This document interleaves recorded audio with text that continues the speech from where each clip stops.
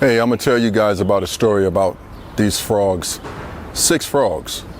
They were jumping and they were playing around and just having fun.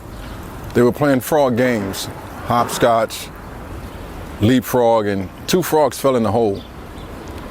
But the other 4 frogs that were out of the hole were yelling down to the other 2 frogs that no matter what, you're not getting out of that hole.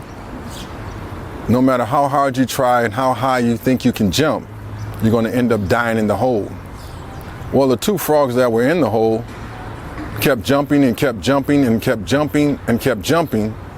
But guess what? One of the frogs took heed to what the other frogs were saying and believed what they were saying. A day later, that frog died. But the other frog continued to jump, and to jump. And eventually he jumped out the hole. He was so excited to get out that hole that he ran around the hole and greeted the other frogs and gave them a hug.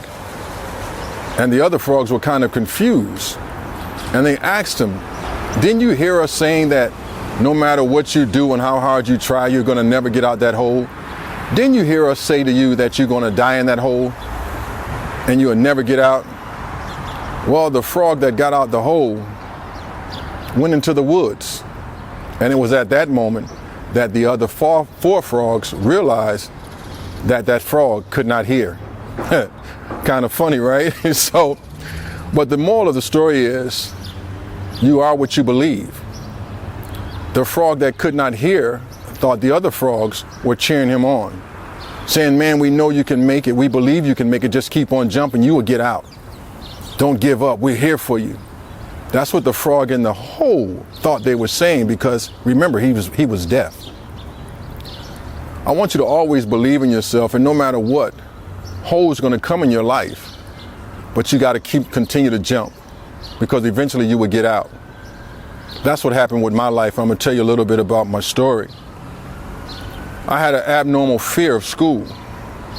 School was very intimidating to me because I was always taught, and I was told by someone in my family, that you're not only dumb, but you're super dumb. So I did what that other frog did in the hole. I succumbed to what I was hearing in my family and in my community. And then school became fearful to me. I was afraid of school. So when I went to school, I was acting out and playing all the time. I was in the 4th grade, terrorizing my classmates and terrorizing my teacher. And my 4th grade teacher told my 5th grade teacher that, "Oh boy, you're gonna get Wayman next year." What she did, she traumatized my 5th grade teacher that she couldn't even enjoy her summer off because she was worried about Wayman coming to her class and being disruptive. Well, that school year came, and when I got to that class with the 5th grade teacher, she came to me and says, "I don't know what you were doing in those other classes, but you're gonna come in this class and be quiet. I'm not gonna tolerate that in my class." What she failed to realize, she just tore down a bridge. Instead of building a bridge with me and having a relationship with me, she broke a bridge. So we never had an opportunity for her to get to know me. She already prejudged me without even knowing me.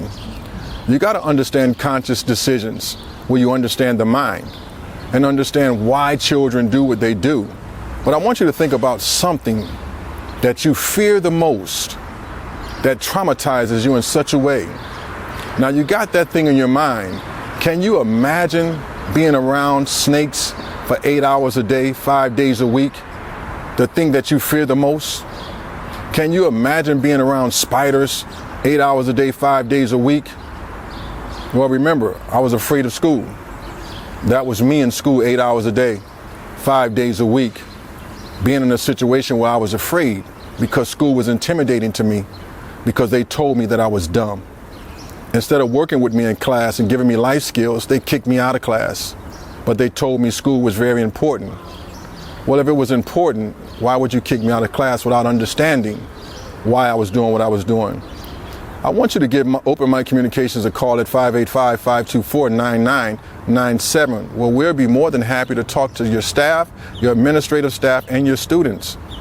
Again, it's what you believe. Think about those frogs. Keep jumping.